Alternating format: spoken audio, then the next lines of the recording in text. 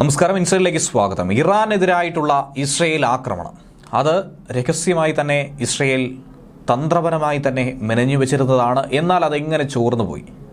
അങ്ങനെ ഇസ്രയേലിനുള്ളിലുള്ള ചാരനാരാണ്? അത് ചോർത്തിയതാരാണ്? ഈ ഒരു വിവരത്തെക്കുറിച്ച് ശക്തമായ അന്വേഷണമാണ് ഇസ്രയേലും മൊസാദും നടത്തുന്നത്. ഷിൻബറ്റ് അടക്കം ഈ വിഷയത്തിലുള്ള ആശങ്ക അന്നേ പങ്കുവച്ചതാണ്. അങ്ങനെ ശത്രുരാജ്യത്തിനെതിരായിട്ടുള്ള ആക്രമണങ്ങളെ ചോർത്തി പുറത്തുവിട്ട് കഴിഞ്ഞാൽ തങ്ങളുടെ സൈനിക പ്രതിരോധ ശേഷിയെ പോലും അത് കാര്യമായി ബാധിക്കും. അതിനെ ചോദ്യം ചെയ്യുന്ന തലത്തിലേക്ക് കാര്യങ്ങളെത്തും.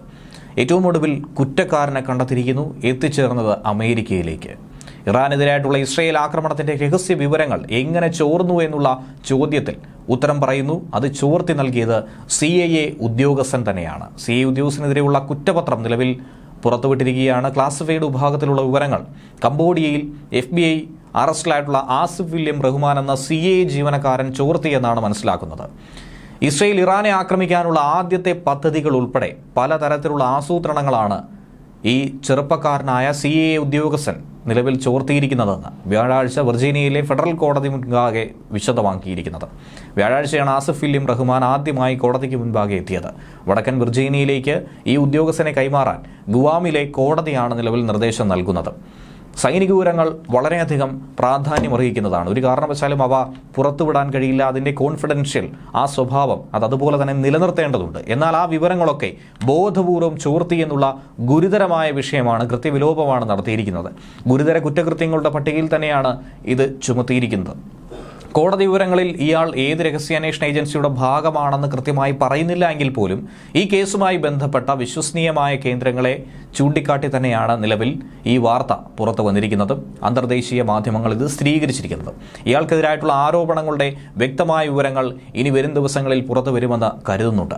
ഉയർന്ന സുരക്ഷയുള്ള രഹസ്യവിവരമാണ് ആസിഫ് ചോർത്തിയത് എന്നുകൂടി മനസ്സിലാക്കേണ്ടിയിരിക്കുന്നു. പ്രത്യേകിച്ചും ഇസ്രയേലുമായി ബന്ധപ്പെട്ട പ്രതിരോധ സുരക്ഷയുമായി ബന്ധപ്പെട്ട കാര്യങ്ങൾ.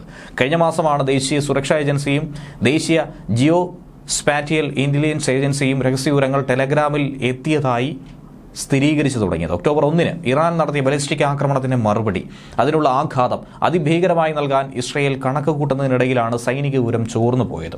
America, Australia, Canada, New Zealand, Britain എന്നീ രാജ്യങ്ങൾക്ക് മാത്രം കാണാൻ അനുമതിയുള്ള രഹസ്യരേഖകളാണ് ടെലഗ്രാമിലൂടെ തന്നെ ചോർന്നു പോയിരിക്കുന്നത്. രഹസ്യരേഖകൾ ചോർന്നതിന് പിന്നാലെയാണ് FBI അന്വേഷണം നടത്തിയതും. ആ അന്വേഷണത്തിലൂടെ തന്നെയാണ് തങ്ങളുടെ ഒപ്പമുണ്ടായിരുന്ന ഒരാളാണ് ഇത്തരത്തിലൊരു ആക്രമണത്തിനുള്ള വിവരങ്ങൾ ചോർത്തി നൽകിയതെന്നും ഹാക്കിങ്ങിലൂടെയാണ് ഈ വിവരം പുറത്തുവിട്ടതെന്നുമായി കണ്ടെത്തിയത്. അങ്ങനെയാണ് ഈ അന്വേഷണം ഏറ്റവും ഒടുവിൽ ഇങ്ങനെ എത്തി നിൽക്കുന്നത്. അതേസമയം ലെബനിലെ കിഴക്കൻ ബാൽബക്ക് മേഖലയിലെ പ്രധാന സിവിൽ ഡിഫൻസ് കേന്ദ്രം ലക്ഷ്യമിട്ട് ഇസ്രയേൽ നടത്തിയ ആക്രമണത്തിൽ 12 പേരാണ് കൊല്ലപ്പെട്ടത്. ഡിഫൻസ് കേന്ദ്രത്തിലെ 8 ഉദ്യോഗസ്ഥർ കൊല്ലപ്പെട്ടു എന്നുള്ള വിവരം ലഭിക്കുന്നുണ്ട്. കൊല്ലപ്പെട്ടവരിൽ 5 പേർ സ്ത്രീകൾ. 27 പേരെ ഗുരുതര പരിക്ക് സംഭവിച്ച് ആശുപത്രിയിൽ പ്രവേശിപ്പിച്ചു കഴിഞ്ഞു. കൊല്ലപ്പെട്ടവരുടെ ശരീരഭാഗങ്ങൾ വീണ്ടെടുക്കുകയും രക്ഷാപ്രവർത്തനം തുടരുകയും ചെയ്യുന്നതായിട്ടാണ് ലെബനീസ് ആരോഗ്യ മന്ത്രാലയം അറിയിക്കുന്നത്. മറുഭാഗത്ത് സിറിയയുടെ തലസ്ഥാനമായ ഡമാസ്കസിൽ പാർപ്പിട സമുച്ചയങ്ങൾക്ക് നേരെയാണ് ഇസ്രയേൽ ബോംബാക്രമണം നടത്തിയത്. അതിൽ 15 പേരാണ് കൊല്ലപ്പെട്ടത്. ഡമാസ്കസിലെ മസാഹിലും ഖുസയിലുമാണ് ഈ ആക്രമണം നടന്നത്. പലസ്തീൻ സായുധ പ്രസ്ഥാനമായിട്ടുള്ള ഇസ്ലാമിക് ജിഹാദിന്റെ താവളങ്ങൾ ലക്ഷ്യമാക്കിയാണ് ഈ ആക്രമണങ്ങൾ. ഇസ്രയേൽ സൈന്യം ഇത് വ്യക്തമായി തുറന്നു പറയുന്നു. ഗാസ യുദ്ധം ആരംഭിച്ച് സിറിയയിലെ ഹിസ്ബുള്ള താവളങ്ങൾ ഇസ്രയേൽ പലവട്ടം ആക്രമണം നടത്തിയിരുന്നു. അതിൻ്റെ തുടർച്ചയായി തന്നെയാണ് ഇപ്പോഴുണ്ടായിരിക്കുന്ന ഈ ആക്രമണവും. ന്യൂസ് ഡെസ്ക് മലയാളി വാർത്ത ഇൻസൈഡ്.